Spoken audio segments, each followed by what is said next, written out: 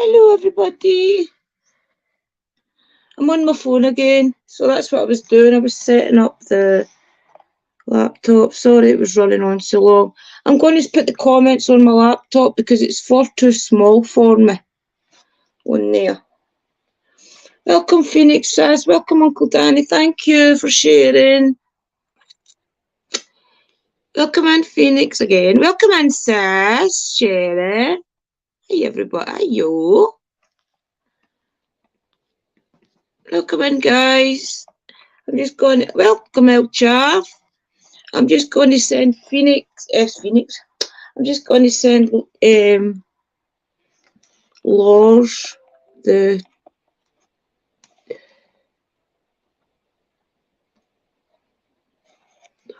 can't mind how to do it on this phone to share the link with the new guys. Guest. Invite guests. Copy. Are you here, October? Lars, are you here? I'll put it in the chat. Hi, Jacqueline. Jacqueline's on Facebook. Welcome. I hate this. I hate going live on the phone.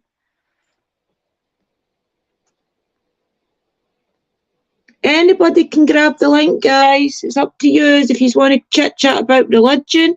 What I was going to do was have a go through the commandments, just kind of read through the 10 commandments, get a bit just to see what you all think about it, maybe some opinions, different religions, anything really to do with religion that you want to chat about. Do we need religion anymore? What does religion really mean in today's society? Anything really? Might not get the comments up on this. Anybody can grab the link. Sherry, grab the link if you want, sis. Grab the link, Uncle Danny. Anybody. Mystical Loving Light is driving back from, I don't really know where from, but she's away back. They were away making sure that Lee, her husband's lorry, is safe to drive to work tomorrow. That's the basics. So she's on her way back for there. So she's listening in the car. To get the YouTube up, guys. Did that go into the link? Did that link go in the chat there?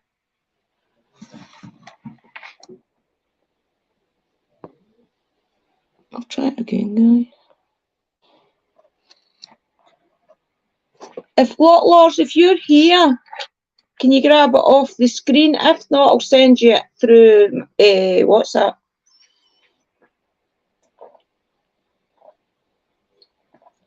It shows the link. All right, okay.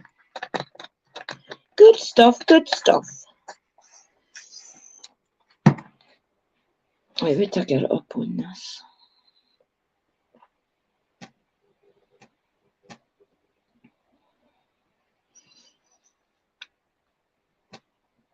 The picture is the picture that Lars sent me today.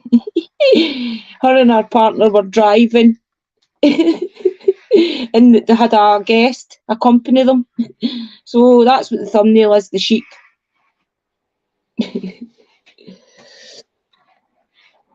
Guests. Right. Who have we have? Yeah, Mystical Loving Lights here.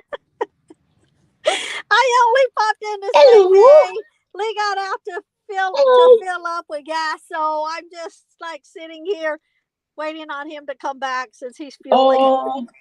Oh, okay. That's brilliant. So I was trying to remember where you said you were. I know it's Tennessee somewhere. Yeah, I'm on the phone with Drew. He opened the door. He's like, what? He sees me talking. He thought I was talking to myself. Hi, Lee. We're in Mossheim, which is an hour and a half away from the house. That's where his yard is for his truck. And he didn't know how early he was going to have to leave Tuesday morning. Right. And so he wanted to go ahead and fuel and get all of his, it's called 911, that they put in their diesel so that the diesel doesn't freeze when they're in extremely cold temperatures. And he needed to get the stuff to put in his windshield fluid and the rubbing alcohol that he puts in his windshield fluid to keep his water from freezing. Right. So he wanted to get everything ready so that he didn't have to do it at the last minute. Because one time, I forget where he was up north, and it was so cold. I forget the temperature was like 35 below or something. Right. And he stopped fuel. And when he stopped the fuel, his tires froze to the cement at the fuel station. Oh And once he no. and he couldn't go anywhere. His truck was there, but they were literally froze, and he could not go anywhere. It Oh was that wow. cold. Oh my goodness, that's cold. Yeah, yeah. That's So he cold. had to call his boss, and he got lucky. There was a motel like across the road, so he had Right. to leave his vehicle there for several days till the temperatures got high enough that his tires would unfreeze. So they Right. paid for him for a room in the motel to stay while his truck was sitting there in the freezing cold, stuck to the cement. Well, at least he's in at least he's in the water. Didn't have Yeah, to stay in yeah, the truck. That's the yeah. main thing. Oh, you've got your nails done. Let me see. Oh, yeah. Yeah. Oh, red. Ooh, Yeah, nice. sexy red. I've got gold and brown. I've got in mine for a change. Some gold and some brown. October, did you manage to get the link? I put it in the chat. Can you see her? Yeah, we're on live. Tell her I'm gonna wave at her. Oh, Lee wants to wave at you. Hey, Hi, Lee. Hi. have you got your thing yet? No, not yet. Not yet. Okay. Not yet. I will let you know as soon as. Thank you. He said, "Is Drew on there?" And I said, "Yeah." He goes, "Can't she see you?" And I said, "Yeah." And he goes, "Well, let me see her." I've not received her yet. Will show you as soon as she comes. I will show you. I hope Give her it fingers are all intact. see if it does better. Yeah, it does better like that. All right. Okay. October, did you manage to get it? If not, I can share it. I can send you. And oh, there she's here. She's here. Hey. Hello. Hi. Hey, Hi. October. Oh my god. Oh, be loud. Can you hear me? Yeah, we can hear you. Are we loud in your ear? Yep, that's it.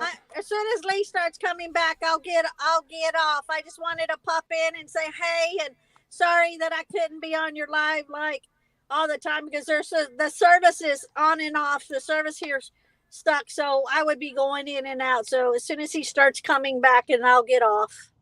Well, as long as you're there for next week, next Saturday, we're all talking to Lady Grave Dancer, guys. So you need to come to that. That'll be exciting stuff. Yeah, Toby, you can yeah. grab the link if you want. Come up. You can keep your camera off. It's up to you. Anybody can grab the link, guys. We're just going to talk a bit about religion. I don't know if they'll let me monetize this. I'll check in a minute. But we're going to just talk a bit about religion. Do we need it these days? What about the Ten Commandments? Are they still relevant? Absolutely anything. Grab the link, guys, if anybody wants to talk about it. Yeah. Oh, yes, we'll definitely come next week. It's going to be good stuff. Good stuff. I already told Lee we had to reschedule, and I told him, what time. Oh, there, your video out. It's just come up. Your video's out. What? Is it? Your video just came out. I just got the notification. Oh, did it That's finally it upload? out. Yep, and I'll grab it. I'll just, but no. Guys, if anybody got the notification for Mystical's Love and Lights next video, go and click it. Oh no, do you want to know what it is? It's a comment you've done on my video. That's what it is, right? Okay, I thought it was going to be. Yeah, the one I'm uploading should be done pretty soon. It's not a working or anything, but I told him I wanted to start growing a lot of my own herbs. Like the rosemary and mint and stuff like that I would use in. Oh, yes. There it is. It's come up. It's come up, guys. Anybody sees it coming in, hit that link and it'll help with the algorithms. I'll hit it right now and I'll let it play, then I'll watch it later. That helps with the algorithms if you hit it when you see it coming in. October, I don't want to talk over you. You're always so quiet. Just go, Rochelle, stop. Let me talk. My turn. I'll Hello. say, shh, to you to speak. Is there anything you want to say, October, sis? Nice sheep picture. I was just telling everybody how I got the sheep picture. I says today we were talking on WhatsApp and you had a little guest. So that it was the first one that popped up on my pictures when I was trying to pick the thumbnail, and I thought, oh, we'll just put the little sheep up. Well, that's actually appropriate for your conversation, since the whole religion thing and the Christian thing and the Jesus thing and him being a shepherd and all that just kind of fell right into it. I thought that's why you did it on purpose. No, I didn't even think of that, to be honest, but there you go, Uncle Danny, do you want to come up? Come up if you want, guys. Anybody's welcome. Oh, we've got a guest in the bottom room. Who have we got? Sherry! Hello. Whoop, whoop. Hello. How are you? Hi. Okay. How are you? Well, Drew, I'm going to pop off, but I'm still watching. Right, okay, mystical sis. I'll speak to you when you get home. Okay, bye. Bye. Bye, everybody. Jenna. I'm so. I'm getting there slowly. I didn't even notice you in the room there. Yeah. You look very pretty. Thank you. So do you. Loving the hair. I seen that you've started doing floral stuff. That's really interesting. But I done that as a work experience and stuff, but like when I was younger, and I was really good at it. But what put me off was the fact of my reading and writing disability stuff. But I've been doing coursework and stuff like that, and I actually know quite a lot about it already. You know, I like to surprise myself. So yeah, I'm going into floristry. I'm going to be doing more the funeral side, and just like everyday things. I think like the bouquet you made for your grandpa, it was really nice. I thought that was a really good job you did. That was really pretty. It was very beautiful, and I had a lot of people compliment about it at the funeral and stuff. They were like, oh, where did you get that from? Like, it's really pretty. I was like, I made it. And they're like, Sherry, you have got a talent, like you should really use that. And I'm like, that's what I'm intending on doing, just like grabbing my dreams. It was something I've always liked, but I put myself. Oh, it's really nice. It's really good. Yeah, do you want to come up, Uncle Donna? Come. Anybody else grabbing the link before we start chatting? Oh, Uncle Daniel's saying hello to everybody. I don't know if you can see that chat. Right, so what we'd want to talk about a bit about religion. What do you guys think about the Ten Commandments? Do you think that the Ten Commandments really is still relevant today? I mean, think about them. The one that's got like you must not commit adultery and things. They type of ones you can see why they would still be relevant to this day. But as of some of the other ones, do you not think that some of them are a bit outdated? To be quite honest, like my opinion on the 10 Commandments, I to be honest, I think that like, and I don't mean it's in a disrespectful way, but I think a lot of this stuff that's put into these sort of religions and stuff is more of a control base. I don't believe that if you have children out before marriage that you're going to get, you know, like looked at wrong. I don't believe in that sort of thing. I don't. Like, you get a lot of things that are instigated in these commandments. Like you've got the things about if you commit suicide, you go to hell. You've got all this sort of stuff, and I really don't believe in any of that. Through my spiritual side and through connection with spirit and talking to spirit and things like that, I've seen people that have committed suicide that have come to me. They're not in a bad place. That they're at peace. That you know they've been listened to. They've been helped. So for me, I just think that the commandments is a controlling thing. I don't think that the commandments is really a really important thing. But obviously, to some, it is. They do follow that religiously. But I think that if you're going to follow it, be open-minded and don't be so quick to think that it's all in judgment, because I don't believe that it's all in judgment, and I don't believe that God strikes anybody down for mistakes or things that they Hi, do. Colin. Yeah, I definitely believe that. I mean, I think some of them are just really your morals. If you notice, some of them are just to do with you as a human being and your morals, not to break your morality, such as you must not convert your neighbour's man and things. Most of that, and you must not steal. Most of that is just what you as a human being should be living like anyway. What do you think about it, Rain? What do you think, October?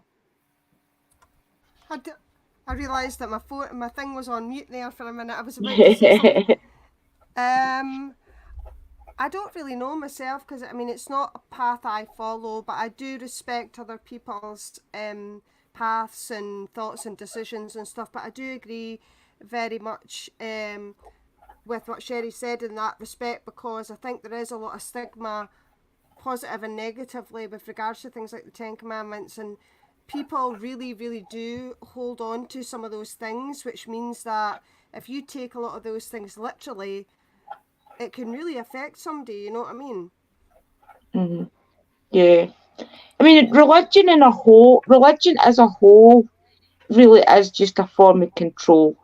I mean, if you look at the Bible and things and all the many different forms of it, like your Islam, your Catholic, whatever religion it may be, it really has just stemmed from a place in the past to help to control people. The only religion that I say that right now is one that kind of benefits everybody is still the Catholic faith. Because the Catholic faith is the most spiritual one that I've found personally, and this is just my opinion. It's more spiritual than any of your Christianity and things. There's a lot more to Catholicism than a lot of people realise. You know, it's not just about giving up the church your money and things. It's about really soul searching and living a certain way. So if I was to be any sort of religion except for my craft as such, it would probably be Catholicism. What do you think? I do agree. I do agree with what you're saying about the Catholic religion. They are very spiritual. They are very open to spirituality. They're not really a controlling religion. They're more of a religion that helps you to like follow your beliefs in yourself, not the beliefs in a building or in a number of people. It's more about the belief within yourself and in each other. For me, my faith is my witchcraft. My faith to me is my most loyal faith. I think with witchcraft, like, you get to be yourself, you get to be connected to all of those things that are really important. And I just believe that is my true faith. Like what, as October said, you know, like I respect every religion and what people follow, but, you know, just have more belief in yourself. And you know, why do you think that there's so many spirits that do not go to the light? Because they follow those commandments. They believe those commandments. They believe they're going to be, you know, looked upon. They're going to be judged. That things are going to happen to them. And that's why there's so many lost souls, like, out there. You know what I mean? Like, and it's all just based on people's words because of what they believe is right. And it shouldn't be like that. You know, like, that's just the Catholicism, for example, people put a lot of guilt eats you up. You know that yourself. A lot of the time, guilt will eat you up. If you're feeling guilty about something, it's one of the biggest burdens on your soul. A lot of the religions you cannot tell people about something that you've sinned. Why? That is why I think Catholicism's a good religion. Because if you feel as if you've done something wrong, even if it's from shouting at your dog and feeling guilty about it, you've got that booth there that you can go in and you can talk about it with your priest, and what is it they call, confessional or something, and they give you something to help redeem yourself, because they know that guilt is going to eat you up. So to me, they give you like 10 Hail Marys or something to say, and to me that helps redeem your soul. Whereas a lot of the other religions, you can't even talk about something that you've done that's a sin, if you like, because you'll not be forgiven, and a lot of them will chuck you at the church because of it. Oh yeah. So that's another thing, is guilt, you know. So I agree with that, Sherry, definitely. You can't open, like you're saying, in a lot of the religions, you can't open and be honest about what's happened or what's going on around you, because a lot of them frown upon you. They frown on you and they go, well, you're going the wrong way. And it's not going the wrong way. It's not. It's life is about learning and learning about yourself. It's not about people judging you and putting you down for what you're doing. You know, like, yes, like you said, sis, you know, like things like not going off with your neighbour's husband and that should not happen. But as a person, you should know that anyway. You don't need a religion. Exactly. You know what I mean? So, you I mean, know, a lot of the other religions, even the religions that we practice mostly in the UK, Ireland, probably America as well, they're no really hard-hit religions, if you think. But some of the other religions across the world are really, really tough on people. I mean, what's the one where the women get stoned to death and things? I mean, that's all religion-based, and a lot of the men have got more rights than the women. And that's all to do with religion, that them feeling as if the men is like a higher being, if you like, than the lady, you know? It's so silly. Yeah, you've got like those sort of occult religion ones. Like you've got like the almond and things like that. They're very strict, the almond. Mm-hmm. Like if you do certain, like the wife has to be like loyal to the husband. You can't have sex before marriage. If you have sex before marriage, you've sinned and you get cast out. They've got so many like faiths and beliefs within that religion that are very overpowering, and they have to give a lot of their money to their community and to their church. Mm-hmm. Like their money is church's money and things like that. And that's not how a religion should be. It's not about money. It's about belief and love within yourself. And I think some faiths use that as an advantage to get what they want. I don't believe that they're being fully who they should be. They're using it to have power.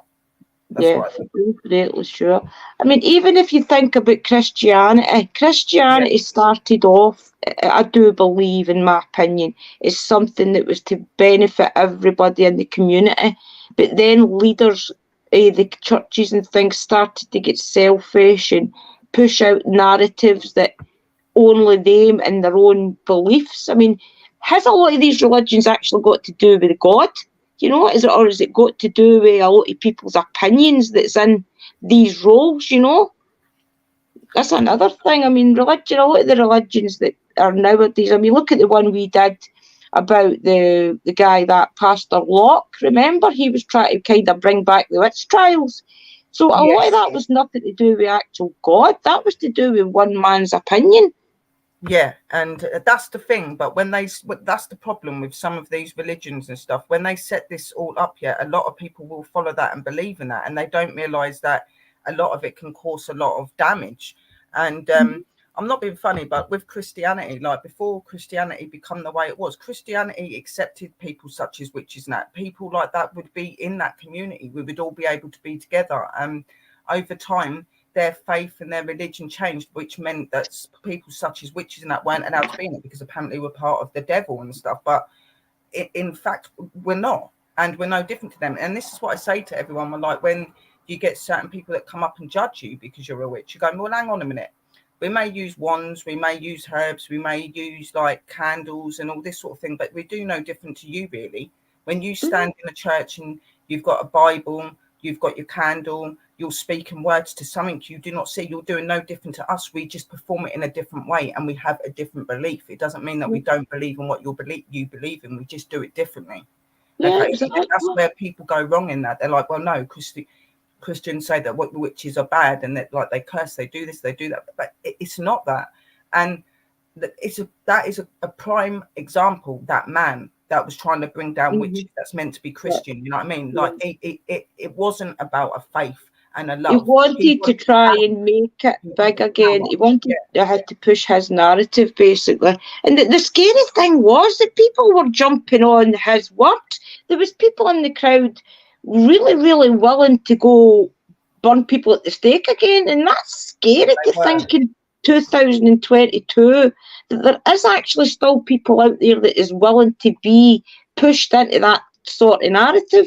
I mean, us as spiritual people, not even witches, us as spiritual people, that is all that we're really doing anyway, is building ourselves a sacred space like their altars in church where we can worship our deities, our ancestors.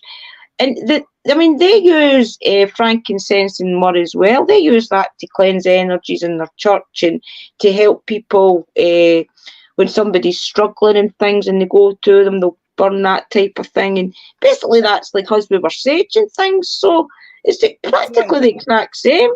What do you think, October? Do you feel the same as us? I think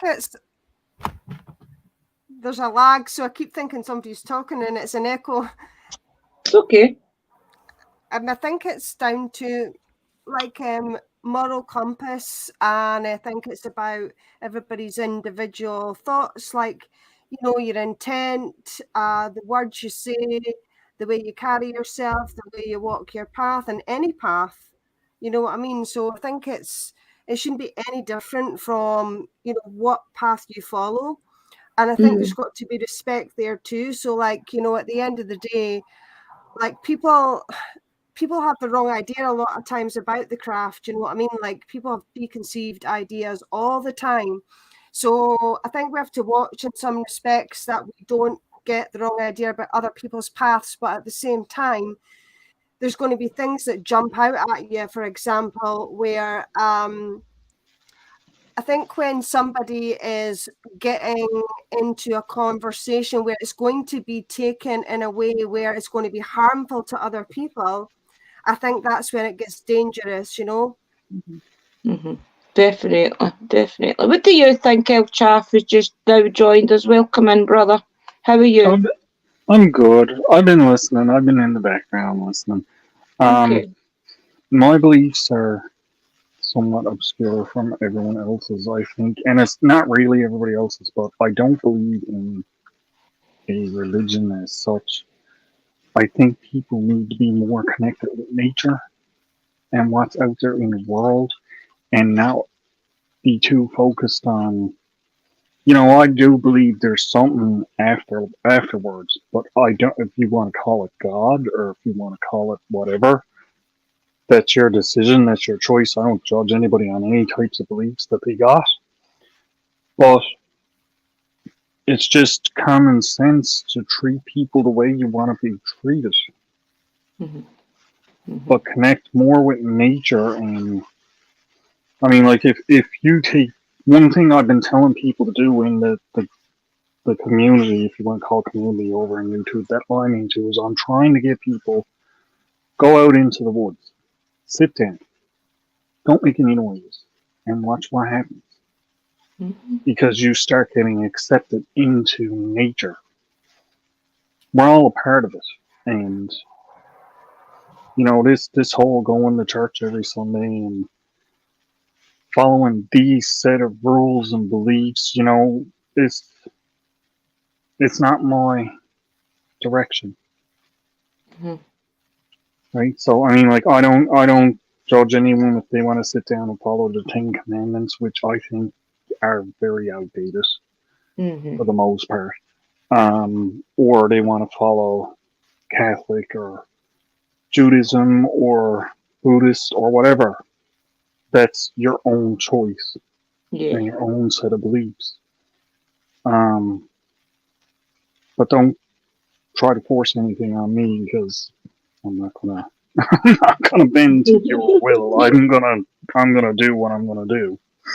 I think because a lot of people are trying to break free for that sort of narrative now, that you don't have to listen to the people that is in authority, your local town, like your ministers and your MPs and things. A lot of people are trying to break away from that train of thought. And I think that is why that some of the religions have got tougher and tougher to follow, because people are waking up and realising a lot of these values that the religions have are basically just core values within yourself. And as long as you stick to that narrative, then the God that you believe in is always going to be have your back. They're always going to be there for you. Therefore, these churches and things that they try and imprison you in, aren't really needed. Mother Nature, going out to your local woods is your church. Sitting in your back door, on your doorstep is your church. It's wherever you want it to be. And the governments and the churches are losing control and they don't like it. That is why a lot of this divide is coming around. I mean, do you agree with that? Yeah, there's a lot of hate that come from churches to certain religions. I believe that the church is within nature, most definitely. Like when we, like when people worship God and that, I believe God is the universe and all that's around it. That God is not a person; it's the universe. It's like I believe that Earth and all of the areas were formed by the universe itself over time. I don't believe that there was a person that took 7 days and 7 nights to form Earth and form all these other places. It took thousands and thousands and millions of years to do that, and through the amazing way of the solar system and the universe, it made life, it made things exist, and nature is part of that. Nature is something you should worship. Nature should be something that you do love and you take. I do. I go out to nature.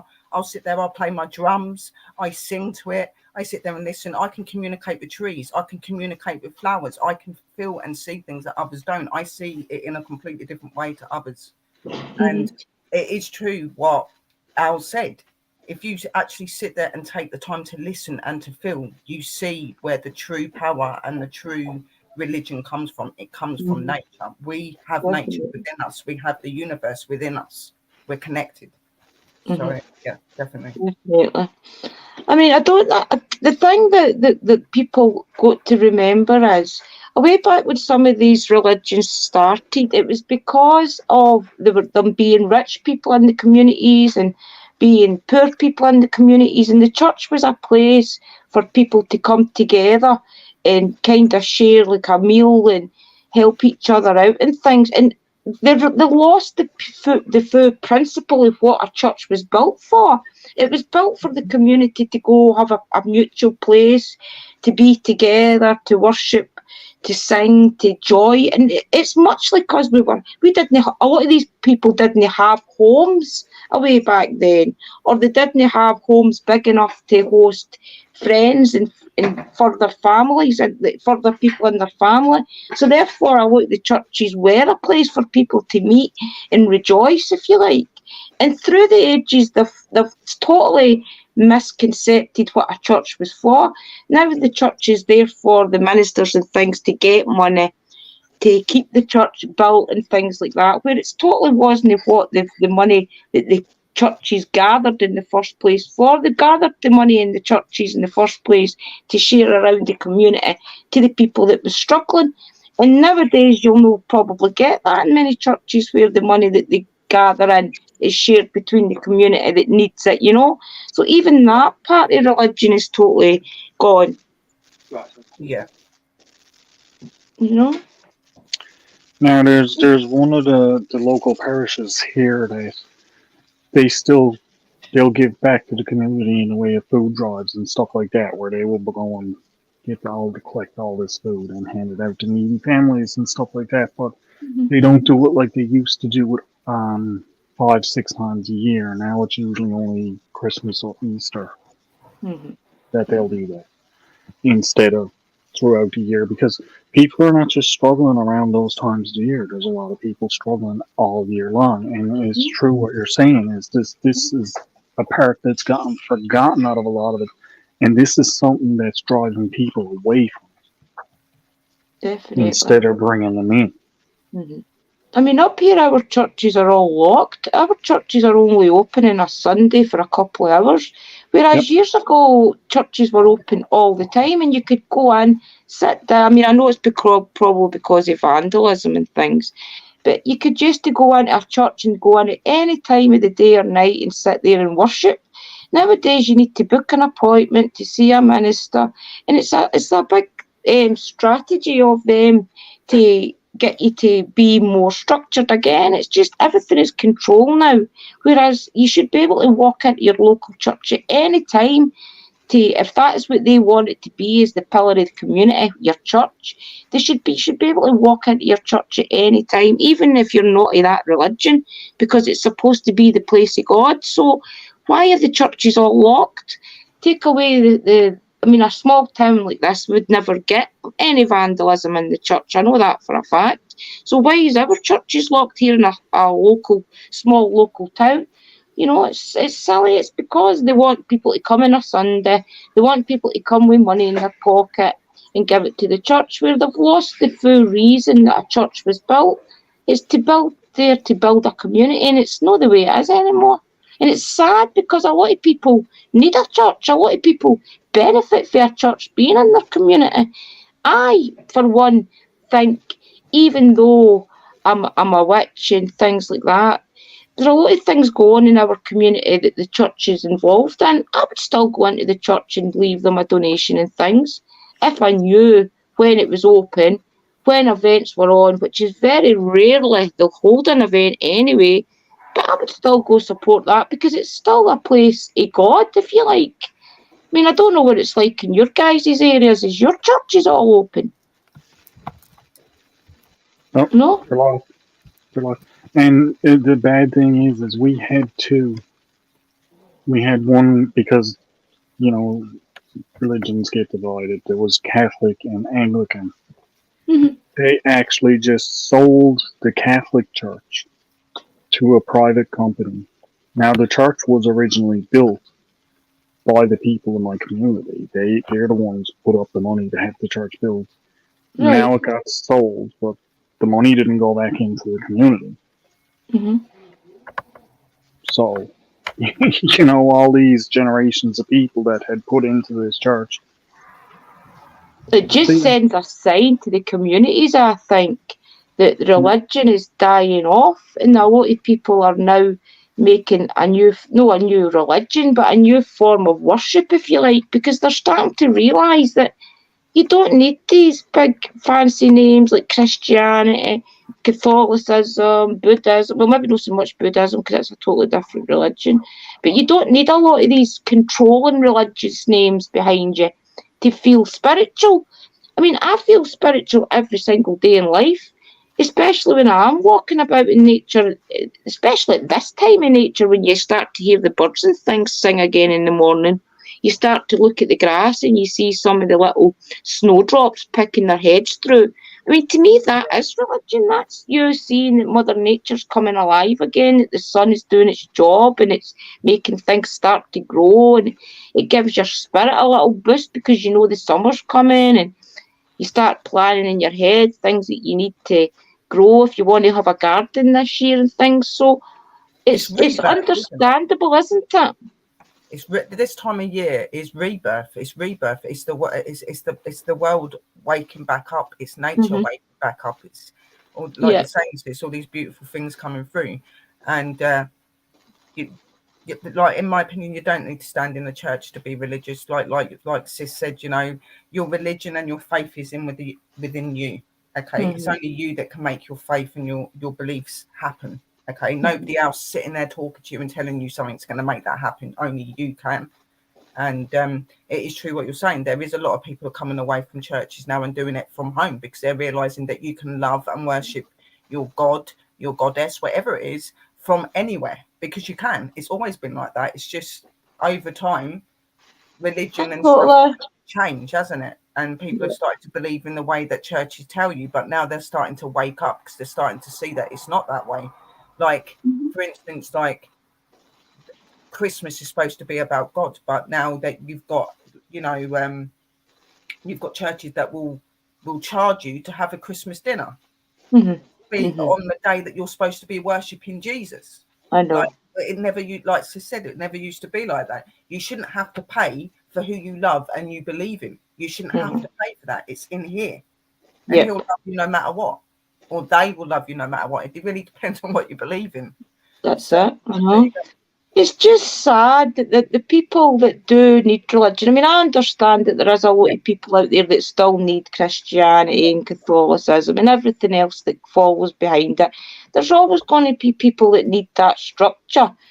But as somebody that's spiritual, and I'm trying to teach my kids, my grandkids, that you don't have to be in a structural thing like the government telling you what to do, the churches telling you what to do. I'm trying to teach them that if they decide they don't want to work another day in their life, then they don't have to. As long as they are doing something in the world that is meaningful, they're not hurting anybody, then they shouldn't feel pressured to find a job the minute you leave school. I mean, Liam will, of course, I'm just talking that hypothetically. They shouldn't feel pressured that they need to find a job the minute they turn 16. They need to go to college, they need to do this, they need to do that. Nowadays society, kids and things have had it tough the last few years. If they decide that they want to take a couple of years off and go travel round about Britain in a van, if they wanted to, they should be allowed to do that without feeling as if that they're not a valued member of the society by the school, by the colleges and things, because that's what they expect you to do. You know, it's just sad that these religions and things are still not seeing the big picture, which is, as long as you are living a moral life, as long as you're not hurting anybody, as long as you're doing your best to maybe every day smile to the people that's not smiling, if you're trying to be kind to everybody, then why are they trying to make everything so structured for everybody? Let people live, and every society would probably be a lot happier and there'd be less crime, you know?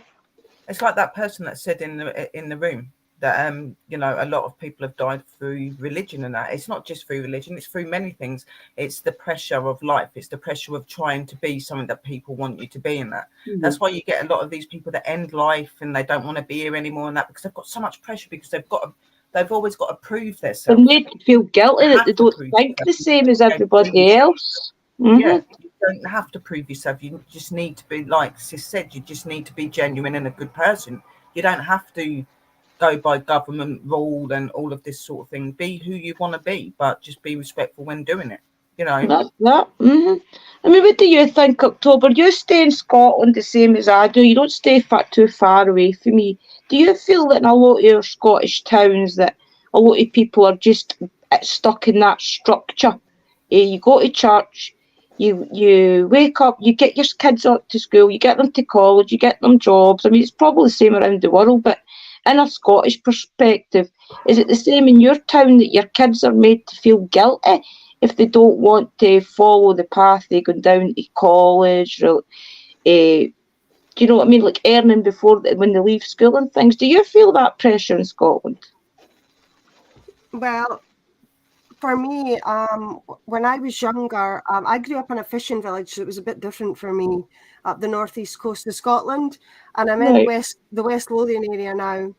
So when I grew up, it was a bit different. It was like I didn't feel pressured more because I was, I guess, like a wee bit of a black sheep. I was very connected to nature, very connected to the ocean from a young age. And I wasn't a really big one for school. Like primary school wasn't too bad, but I hated high school with a passion. And I left school at a young age because I wanted to do a care role. I was in hospitals and nursing homes from a younger age because I didn't really see the point in education. I just wanted to do something productive and helpful. And so in the area I'm in now, I think it's not just a case of where we are, it's the pressure kids are put under nowadays. It's so different. Mm-hmm. Like when we grew up, it was so different. It was just like you could be a kid. There wasn't so much pressure on you. And nowadays, the world's gone mental. It's like, there was a friend of mine, she was showing me what our kid of primary 1 had for homework. And I'm like, that's insane. Like, why? Mm-hmm. You know what I mean? What is the hurry? Why can't kids be kids, you know? So I think it's not just about religion. It's about just allowing kids to be kids, you know, and not trying to force them to grow up too quickly. Because if you've got that combined with pushing them into different, you know, avenues or trying to horseshoe them into different pigeonholes, if you like, that's what causes problems more than anything else, I think, really, to be honest with you. Definitely, it definitely does. I mean, the thing that I don't agree with the schools is the minute that they see, I mean, Liam's got to be the class clown. The minute they see that in kids, they try and stomp it out. I mean, all you have to do is say, right, 5 minutes, say, a wee bit of a joke and things, and then calm back down, and then the classroom and things like that would be more, like, the teacher would show that their understanding of the kids being like a certain way is because they're teenagers, so they're going to be a little bit hyper, their hormones are changing and things. Instead of trying to stamp that out the kids, and tell them not to sit down, don't talk, don't do this, don't do that.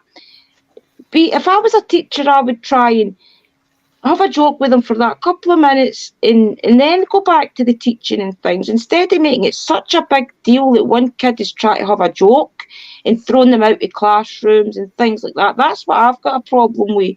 They try and stamp out the creativity in the kids, their personalities and things.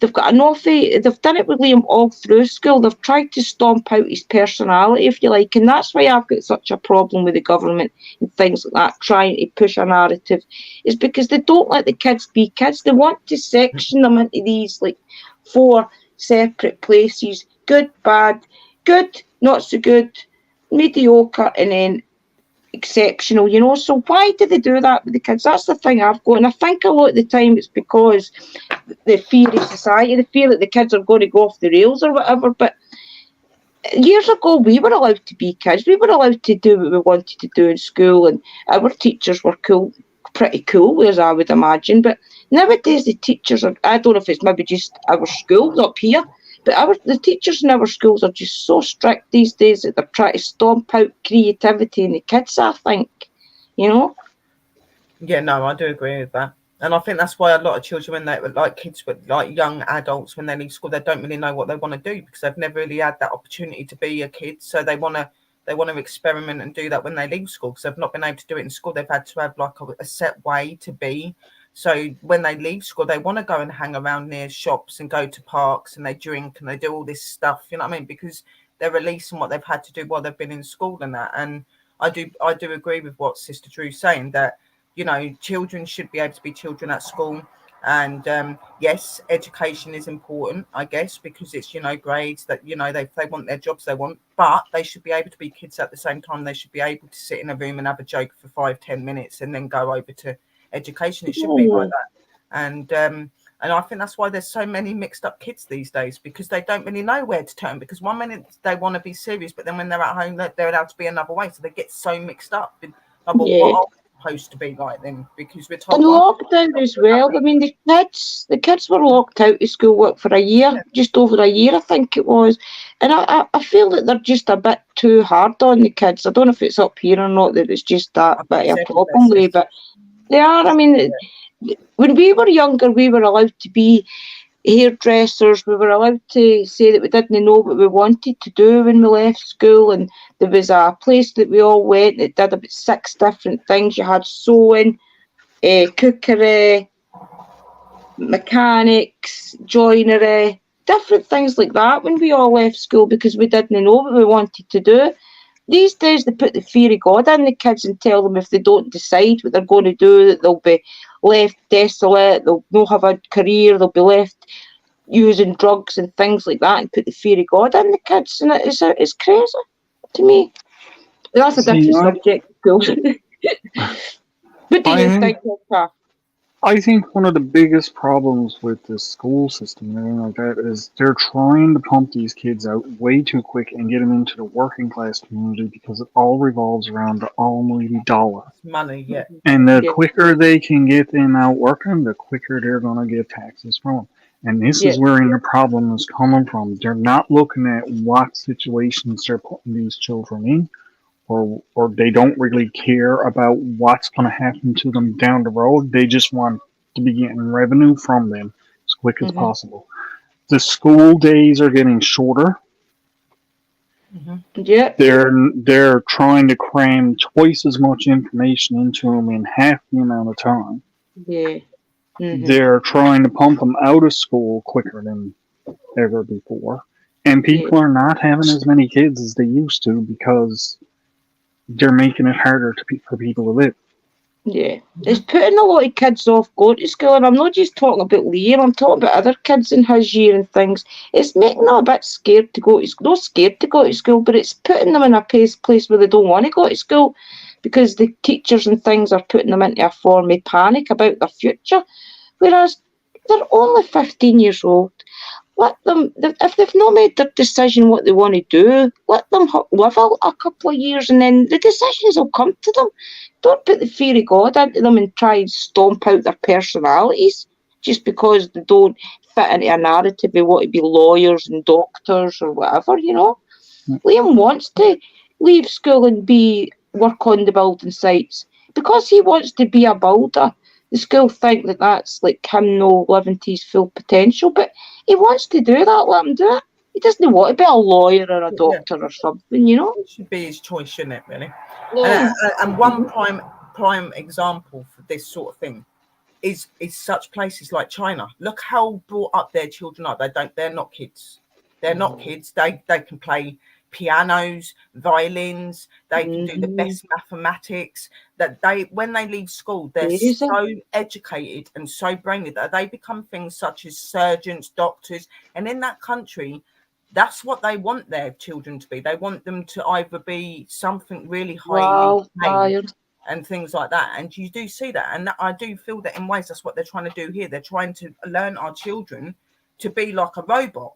You do this, you do that, you do this. You know what I mean? It makes you wonder, though, they try to force our kids down a road that they want to follow. Why there's so much suicide in China and stuff. Why do you think there's so much suicide? Because these poor children never got to be a child. They had to be.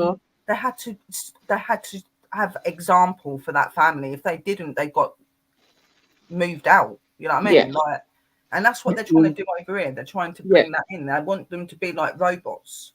It's even changed when my daughter was a kid. I mean, my daughter was at 15 when she's 32, 17 years ago, and it was even different then. They weren't as hard on them as they are these days. I don't know if it was lockdown or something that's changed the teachers' narratives or something. I don't know, but to me, it's just they've took the fun out of school for a lot of these kids, and that's why they don't want to go. But you would think because of the lockdown and because of what they've had to experience over that year and see how much they've seen happen and how many people they've seen die, or you'd think that they would be lenient on them and let them get back into that. You know what I mean? They've gone through a very traumatic ordeal, seeing that. You know, they've seen people in their family die, or they've seen people around them that they know die, but they know that their countries have been affected by this such thing. You know what I mean? So you'd think as a school, you would let them gracefully get back into things, wouldn't you? Yeah, really. I know. They don't. They've gone. It's frustrating. They've gone strict.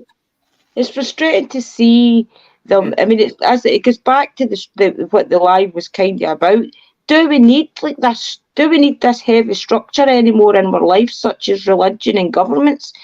Do you think maybe in like 5 years' time there's going to be a lot of the societies, no matter where in the world you are, that is just living off the grid because of the force of religion, the force of governments and things? I see it coming. Do you guys? I see the fall of society coming, not just religion and government. I see the entire fall of society. It's already started. I think it started about 20 years ago. And we're just witnessing what's going to end up. We're probably going to be the witness to the complete collapse of society as we know it, the way it is now. Yeah. Because of the way things have been going on. I mean, for example, my dad always worked his life. Right? Sorry to interrupt you, Chaff. It's just about like how structured people get to think. My dad always worked all his life. He's now 76, I think he is. And he still pays rent in his house because my mum works. And even when they're struggling, I'll say to them, just don't pay your rent this month and catch up in the next 4 or 5 months. Oh, no. And he will not do it, even if he's struggling with something that he needs to pay, maybe like to get messages, food in the fridge. He will not miss his rent and his council tax. Yep. And that is just to show you how structured that society has made people like my dad for what they're born in the 45s. Do you know it's crazy how structured he is because he doesn't want to upset the powers that be? Crazy. Yeah. Yeah, but Well, I think that they don't help in that, do they? To No. be quite No. honest, you know what I mean? Like I'm in a little bit of rent arrears on my foot because of like problems that I'm going, and I'm getting letters from my housing company saying that if you don't do this, you'll go into court. You might lose your house, you might get kicked out. And I'm thinking, what, over £500? That is how bad they're getting. That is how bad they're getting. They're not thinking about the worry and the things they put into people. They're thinking about that because they want money. and it's not right. It's terrible. It is really terrible. I mean, people shouldn't be made feel that if they don't pay their rent 1 month, they're going to lose their home. And that is basically what he's trying to say, that he feels as if that the government and things would make him lose his home because of one payment. You know, it's so silly. It just shows you how much the government puts fear in people, though. Oh, they do. Yeah. They do. So what do you guys, do you think that in 10 years' time, a lot of these religions will be gone? I think they will. I think everything. I think in maybe give it another 20 years and almost all of it will be gone, if not all of it. But I have to step down. I want to say thank you so much for letting me voice my opinion up here. This is some stuff that I don't really talk about on my channel, but everybody has an opinion.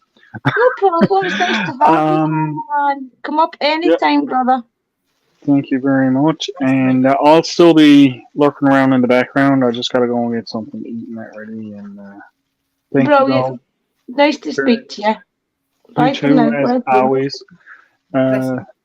See you guys. Have a great day, and I'll still be listening in. No problem. Remember, subscribe to him, guys. Yeah, it's just interesting. I mean, it's just a shame that a lot of these older people do still think that religion and the governments and things are going to, like, basically put you in jail and shut you down.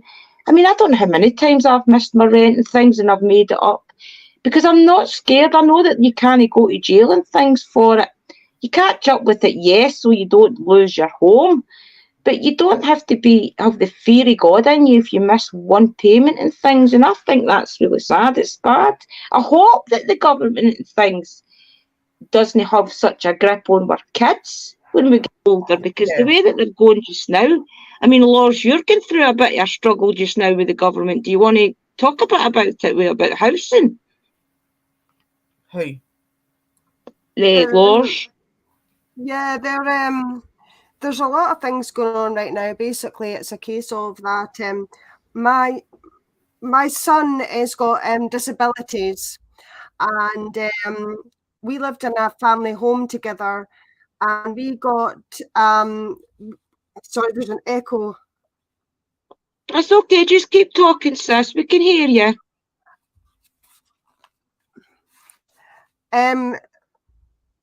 Yeah, there's like my son and my partner, my son and I all live together in our own place, and the landlord decided they wanted the place back, and they could not get us a house. My son's very profoundly disabled, and the long and short of it is, my son, we had to get a temporary private let, and he was allowed to stay there until the council found him his own property. He's not independent, so he needs a full support team. And even with that, it was a struggle to get him anything. And if you look on my YouTube channel, you'll see the property they offered him, and said it was moving condition and it was an absolute disaster zone. We've done a lot to it, but he's going to have to move again because the house is just not suiting his needs. Now, they knew that when they gave him it, but it was my partner and I ended up in a homelessness unit to prevent him from not having a house. So we went through the hell to prevent him, if you like. Mm-hmm. So basically what happened was we went in the homelessness unit. He got offered that place. And then the council were like, we don't have anything. And then the temporary private let we were in, the landlord of that place started getting complaints from the wholly attached neighbour because my son was freaking out because he's autistic. Uh-huh. And so the change of having to move from a home he'd lived in for nearly 12 years to, in his mind, a complete strange place, he wasn't coping with it. So what happened was, we were in the position where the council had to force the hand and say, this is the only house we have available. So now what that's meant is, instead of giving him a house, like a forever home where he could move into it and go, right, okay, now he doesn't have to move again, he has now had to move into a property where it doesn't suit his needs and we're going to have to move him again. So it's absolutely crazy. And he's got very complex needs, so God only knows what it would be. So why would you not just convert one house for him then? That would make more sense. Because it's actually, well, what they told me, well, what I found out actually rather was that the council are all about money. It's a business to them. So instead of going, right, okay, we will make sure that the house meets his needs and he can move into a property that, you know, that it's going to be a forever home for him. Oh, my camera's gone off funky there. So I thought it was my camera. So instead of him getting a forever home, moving into it, and that's it, they were like, well, that's all we have. So basically, he's now got a property where the only reason he got offered that property is because it saves money, because it was a what do you call it, a relet. Right. So a relet is like, if they've got any stock lying around where they can put him in that. So instead of it being like where he has got needs and they match the need to the house, they've just went, okay, well, it's going to save us money if we put him into that property instead of actually looking at all the things he has that he needs. And so what's happened is he's now in a position where he's going to have to move again because he was not rightly housed in the first place. It's crazy. That's silly, isn't it? I mean, all that money, all that expense, and when all they have to do is convert one home, probably his first one that he went into, for his needs. So silly. Well, the private rental that he went into, we went in as a family because the original landlord was selling up the house we'd been in 12 years. Right. So because the council couldn't offer us a property together as a family, the only way we could safeguard him was to allow him to stay, to get his. So because he wouldn't cope with the homelessness sector, we went into the homelessness sector so that he didn't have to go through it, if that makes sense. It's absolutely I was in the same situation as you. The only difference was we were lucky. We had a homeless house 3 or 4. To let you understand, our house was number 20 and the homeless house was number 30. So we moved into that for 3 months until I get this house.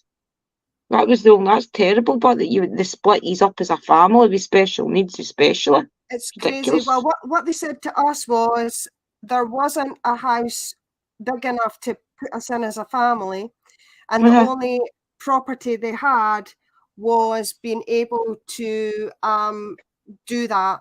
So he's not independent. He's not able to live on his own. So we had to get full support. So that's a full support team plus us being involved in his package of support.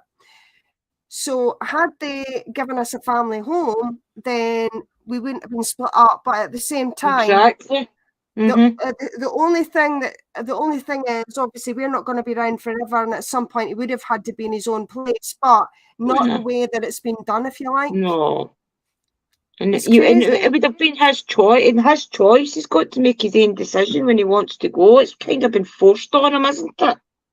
I mean, he's 26 years old, but he's got the mental capacity of about an 8-year-old. Right. So see, that's another form of control, though, if you think about it, because they don't want him to stay. There'll be another form of control. It's crazy, but the thing is, I keep saying to them, if you've got somebody that's got the needs he has, doesn't it make more sense to have a particular amount of houses per, like, scheme they're building or whatever, that is specifically geared up for very specific needs? Like, my son's Yeah. quite severely autistic. He's quite high need, if you like. So he's got a very specific type of house he needs. So when they're building properties, it would make more sense if they went, right, okay, let's take 10 new builds and convert 6 of them to amenity builds and 6 of them to more complex need builds, so that that would be better. everybody has their own, house that would suit their needs. That's too much like common sense.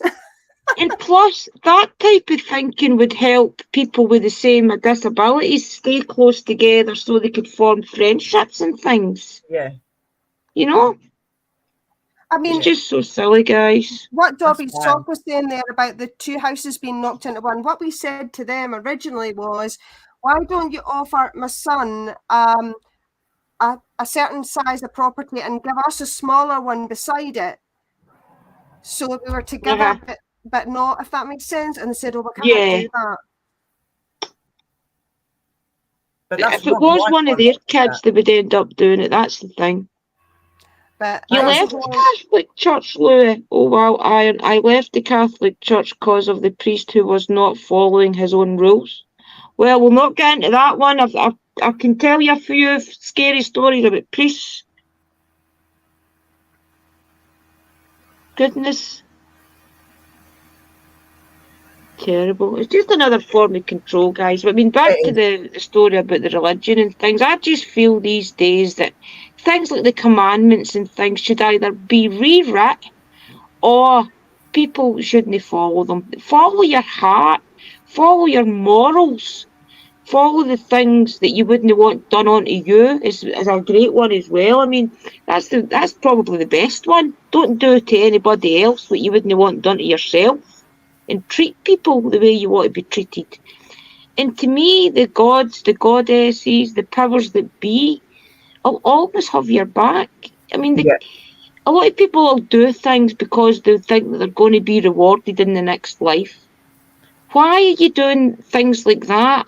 When really, if you live a form of life of kindness, always having compassion for people, always think to yourself as well if somebody lets you down. There was a reason behind letting me down. Maybe it wasn't a reason that you agree with, but to them it was a reason. And don't be hard on people, because one thing that you maybe not think is a big deal, other people think it's a big deal. So don't ever be hard on people. You never know when somebody's not going to understand something that you're going through. And to me, that's the basic recipe, if you like, to try and live some sort of spiritual life where you know that you're not doing any harm, you're living to try and benefit other people as well. I mean, and then you can't, your goddesses and things will always be there for you. I mean, that's my opinion, and I tend to believe that. Do you think that, Sherry? I mean, as long as you live morally. October did leave you a message in the messenger, sis.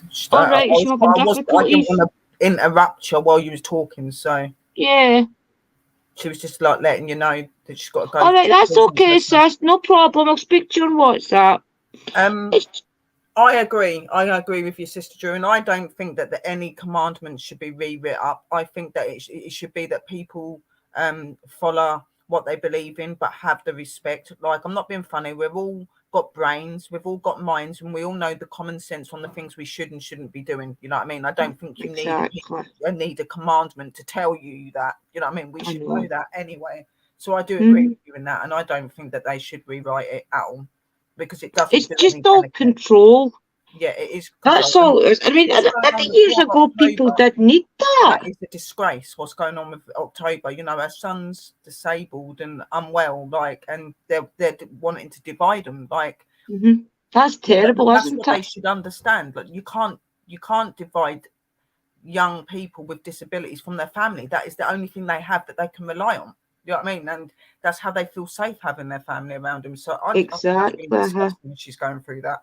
and that a housing company is doing that. That's just wrong. That is horrible. Did I just say, I hope he's okay? Hope he's okay. I just hope she gets something sorted out, bless her, because that must be I know. just worrying for her as well. You know what I mean? Like, I know, it's not fair. I mean, a mother's job is to try and make your kids safe, you know what I mean? And right now she just feels as if her kids' needs not being met, and that's not fair. Everybody should try their hardest. And they've even took her rights off her as a mother to try and care for her kids with not giving her a home, if you think about it. but they've not given her a home to care for her son. It's control, like you said, isn't it? You know, like you know, a mother's job never ends. It don't matter how old your child gets, it never stops. And especially even more so when a child is disabled and stuff, that reliant on their parent is a big thing. And for them to be trying to divide that is just disgusting. Would they do that to their own child if their child was like that? I'm sure they wouldn't. Well, to let you understand, most of our MPs, government officials in our council, all their families have got the best of homes up here, you know, and most of them are bought houses. That's where it goes wrong. That's what I'm saying. Like the poor people or the people that are less unfortunate are the ones that constantly struggle. Because if that was one of them and their child was like that, they would definitely build another house next to it or let their family go into the next house. It's just it's one rule for one and another rule for another, and it shouldn't be like that. That was another reason the churches were built as well way back then. It was to give people that was homeless and things a roof over their head. Yeah. You can't go to a church now if you're homeless. They wouldn't let you stay overnight. They tell you to go away. They tell you to leave. Yeah. I've seen it. I think that I just feel as if the world needs a reshake. I mean, maybe this is what's surfacing.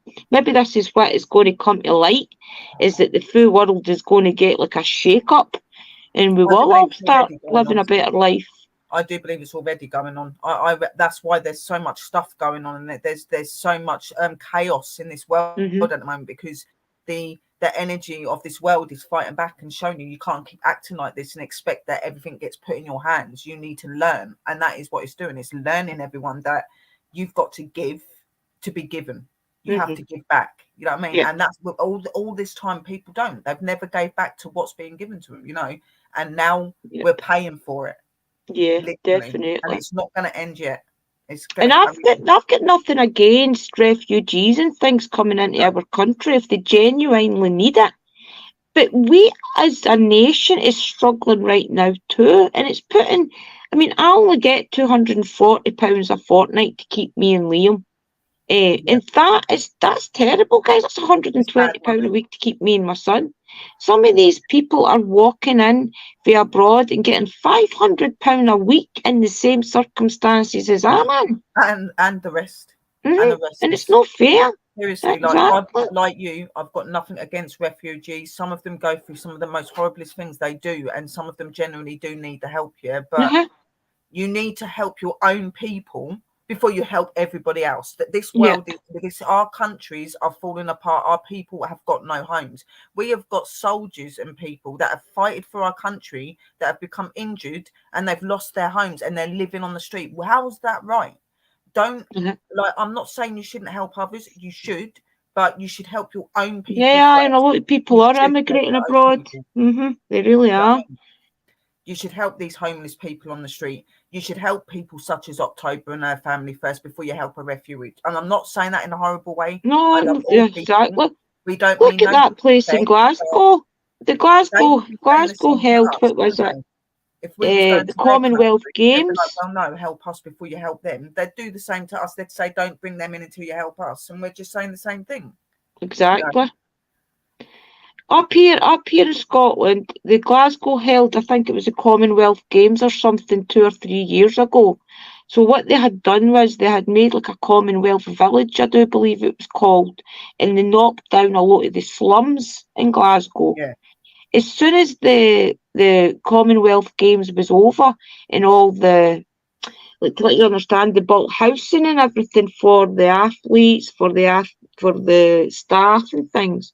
As soon as that all finished, all the new housing went to the refugees and nobody in Glasgow got them. It was all refugees that got the brand new housing. that was used for the Commonwealth Games. It was, I don't even know to this day. It was only about 4 years ago, I think. But there was a big kick up about it, and you can't blame people for being angry. I mean, it's our country. Some of these families have struggled for years to get an up and downstairs, back and front door, especially in Glasgow. We've got old people that can't even put gas and electric into their meetings. We've got families with kids that can't even do that. Can't even buy a meal for their kid and having to go to food banks and stuff. Yeah. You've got people living on the street. You've got people that are losing their homes and that, right? And they wonder why we kick back so much, because you're so quick to open the gates to people of another country. And I'm like, again, don't take sister's video down. Don't go funny with her. This is just true fact, okay? We love every country and every person, and nobody deserves to suffer, okay? But there is a difference. You can't help others without helping the ones that are of your country, okay? How can you go and help a load of refugees and leave a load of your own people still on the street? It just makes people here angry. Now, why can't you divide that? Okay, I'm not saying don't bring them over, but divide the housing. Only let a number of them in and give a number of those houses to our people. Yep. They could have done it like a mixed community or something, like made some of the refugees mingle with some of the people in Glasgow and things, and made it like a mixed community. Not just put in the refugees or whatever they were straight into that housing. That's going to make people not like them. We want these refugees and things, if they're here because they want to start a life here, to do it legitimately. When they do to this, do it where we're all friends and not feeling envious. In our community, when they do this, they form hatred in our communities when they do this, because they see that these people are being favoured over their own people, and it shouldn't be like that. And it's wrong, because if I was a councillor and a housing person, I'd be like, right, we've got 20 houses. We'll open 10 to refugees, but they've got to mingle with the people of that town. They've got to get to know each other, and I'm going to give 10 houses to our people of our country. Okay, at least then it's equal. At the minute, it's not equal. People are being left on the street still here, and all these new people are coming over, getting houses, getting our benefits, and all this stuff. There's people that are waiting to get on benefits and don't even have a fixed address to be able to get any money. I know. You know what I mean? It's wrong. In Glasgow, they do a one night of the year where you can go and sleep beside the homeless. What they do is Glasgow Green, they open it up to the fully of the homeless, and people like me can go along and sleep with the homeless people and see what it's like to be homeless. Do you know, a lot of people do go, I don't know if they did it last year, I don't know if they've done it since COVID came, but I would love to go do it. I mean, William, he's been homeless in London. I've been homeless here in a small town. I would love to go and experience just what these people go through on the daily in like a place like Glasgow and things, because I've been homeless. I was homeless for three or 4 years. I was living off people's sofas, and I did live on the street. I was living in a garage, in a garage where you park a car.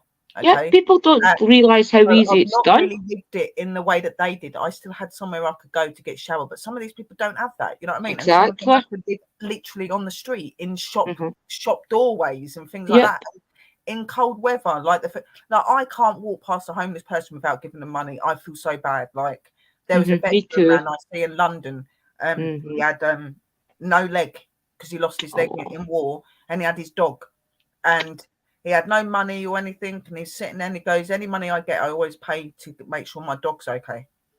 Yeah. And I'm like, why are you on the street? And he goes, well, I was a soldier and I lost my leg in the war and that, and because of that I got post-traumatic stress disorder. I couldn't work, and I lost my wife, my children, and my house. He goes, and I'm now living like this. And I'm like, what? And the government or nobody's helped you?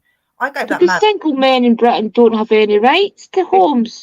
In his hand. I said, here you go. And it's like, oh, you don't have to give it. I said, no, that will get your dog something, and it'll also get you something to eat. I said, because I don't agree with people like you being suffering like that, especially when you gave your time to our queen, our king, whatever. You gave your time to our country, and you're treated like you're forgotten. You know what I mean? And I do cry when I see homeless people. I know. It's horrible, and I know how it feels. I've been there myself. Not quite like that, but I have. You know, See, that's like me. I mean, I still had my auntie's house and things. What would happen was I was homeless at night. My auntie said they would let me in between 11 o'clock in the morning and like 8 o'clock at night. So I'd had her house to sit in during the day, but I couldn't stay at night because she had carers and things coming in and out in the morning. So I would go sleep in an old van. It was, and then like it's an old advertising sign. I had a quilt cover and things all in that. And then the next day I would just go down again. And it's hard to be homeless in a small town, but I do believe it would be even harder in a city because we've got family around us that'll throw you out a bottle of juice or something out the window and maybe make you a sandwich and leave it on the doorstep for you in the morning and things. You've not got that in a city. I had somewhere to go in the daytime, but I was with an ex-partner at the time, and he was, right. he wasn't a very good person. So I struggled. We didn't have anywhere to live because they didn't want to put him up and things like that. But when that broke up and I didn't have anywhere to go, that's when my dear granddad took me in. My granddad, right. that's why I've got so much respect for my granddad. He's always been there, you know what I mean? So, but I know what it's like to struggle, and I don't like to see others. And I think that this thing that you're going on about, sis, because that happens over here as well. Exactly, I think that people do need to go and sleep with the homeless to know what it feels like, and then maybe people would stop a little bit more and talk to them because a lot of them just get walked past like they don't exist, and you don't realise what they go through every day. Yep. And it's a chance for people to get attacked or they're going to get killed, which it does happen. People get attacked. They do. It's a chance for people like lawyers and people like nurses and people that's never had to struggle. It's a chance for them to go see what it's like. And I would love to go take one night just to see who would all turn up, you know. I think the government, like the people like the governments and the councils and people like that should be the ones that do it so they know what it feels like to be like that. You know what I mean? Because then maybe they change their attitude on how they treat people a little bit more, you know what I mean? So well, everybody, has anybody got any questions or any statements they want to put up to discuss before we go, guys? We were supposed to talk to Lady Grave Dancer today, but she had a fire at work. So our interview is next Saturday, guys. You are welcome to come to that. It is going to be 6 p.m. UK time because of the time it is in Texas. It will be 12 o'clock noon there. So we're all looking forward to talk to Lady Grave Dancer next week. So you need to come to that. Yeah, that sounds interesting. What have you got coming up, sis? We've not seen you around. What have you been up to? To be honest, I've really not been in the right mindset to be doing anything paranormal or anything at the minute. I'm having a lot of struggles with what's happened. Even though I've buried my granddad and I'm still not coping with it very well. Right. I've got somebody else in my family, another granddad that's actually dying or waiting for. So I'm really not been in the right frame. I'm going to try to get back on, even if it's just to do like maybe some uplifting streams and that. But paranormal wise at the minute, I really can't face it at the minute with everything that's going on, you know. Well, you're always welcome up here. We're not doing much paranormal just now either. We're just chit-chatting and things. So you're always welcome to join us. I'm going to be sitting here and do nothing and just keep dwelling on how I'm feeling, or come and sit up here with you and have a chat. And it, you know, it does help to get away from your head once in a while, you know what I mean? Gives you something to think about, doesn't it? It's always a pleasure. Floristry. I thought it was really nice. Up the arse for that. After doing his arrangement, I thought, you know what, my granddad loved flowers. My granddad would love me to do this. So that's you know, I'm doing it in his memory and because it's something that I really love and I really like. So something to pour your passion into, isn't it? And it's really nice. You've got a talent for it. It was really nice, the bouquet you did. I'm going to definitely get them pushed out and we'll get them advertised for you and get you out there. I've actually got a website and everything now. I've got a website that I'm starting to set up where I'm going to have all of it on there, and obviously it's all going to be done through email and phone call and stuff like that. So people can phone me up or they can email me, but they can go onto the shop and click on the arrangement or whatever they're wanting, and then they get in contact with me and I'll do a face-to-face with them, and that's where they choose the flowers and whatever. I'll give them the prices because you have to charge for labour. Everyone will be different. Things, you know what I mean? But I'm going to be a reasonable priced floristry. You know what I mean? I'm not going to be somebody that makes you pay £2,000-3,000 for God knows how many bits. Flowers, I know, crazy. You can make a lot of money in it, but I'm going to, you know, I'm still going to make profit and I'm still going to have to charge, but it's going to be more affordable and not as dent into somebody's pocket. You know what I mean? So, reasonable. Yeah. And It'll be therapeutic as well. I mean, sitting doing that, you looked as if you were really enjoying it. I watched the live you did after it, and you looked as if you were really enjoying it. It really helps you. It helps your mind to just come away. It relaxes you. It's a very therapeutic thing to do. And flower. I don't know what's happening. She's froze, guys. She might be back in a minute. There you go. The most magical energy and draw you in. They really, really draw you in. Flowers have just got this technique to be able to touch you in every single situation. And that's what I want to do. And my main criteria is going to be funerals, because I do believe that the send off of people should be the most special thing. And I think flowers really do tell a story about people. So, that's nice to leave them that last gift of flowers, isn't it? Something beautiful that's going to be remembered. And help them to go over. And obviously just normal flowers for like birthdays, wee boutiques and things, bouquets. I will do weddings as well, but I do that slowly. It's not wedding season yet anyway, so you've got plenty of time to practice. I think I'd just do it naturally, sis, to be honest, because I have got that about me. It's just that the only thing I've got the problem with is the name of the arrangement, so I have to keep and the flower names as well. Wow, because they're all hard. But that's why I'm not going to put the names of them. I'm just going to put numbers, and they can just go flower number 1. I'll know. Or give them your own nickname. Give them all your own wee nickname. Nickname them the goddesses or something. That's what I'm thinking. Just you could call them something else. So, yeah, definitely. Right, everybody, I'm going to go for now and get Liam's clothes ironed for school because I've not done it yet. They're off Tuesday and Wednesday, I think, because his teacher's on a strike up here. Oh dear, I think they're doing that over here as well. There's a lot of that going on at the minute. I'm not sure if it's the primary school and the high school or if it's one then the other. I'll need to find out. But everybody, please remember and share out the stream. Try and get us out there a little bit more. And we'll see what people think about religion. Let's read the comments afterwards. I'll probably get hate. I always watch back over them anyway, so it'd be really interesting to see what you said, because I don't think we've seen half of what you've said, guys. No, I know, guys. I'm sorry. When we all you're welcome to come back up anytime, sis.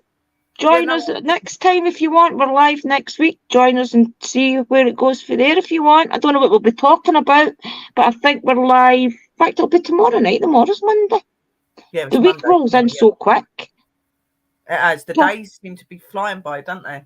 I know. Then we've got on Tuesday, where me and Mystical Love and Light and her channel are interviewing Chris and Dakota live. So that'll be interesting, guys. And that'll be the usual 9:30 on Mystical's channel. And then what else have we got coming up? I think that's it for the week. So join us tomorrow night. And hopefully Uncle Danny and Sherry will join us again. And we'll get a bit of chit-chat going for support. Yeah, so lots of love, guys. No bother. Bye for now, everybody. I'll speak to you soon. Blessings. Bye, John Jones on Facebook. Bye. Oh, is it ended? Good to see.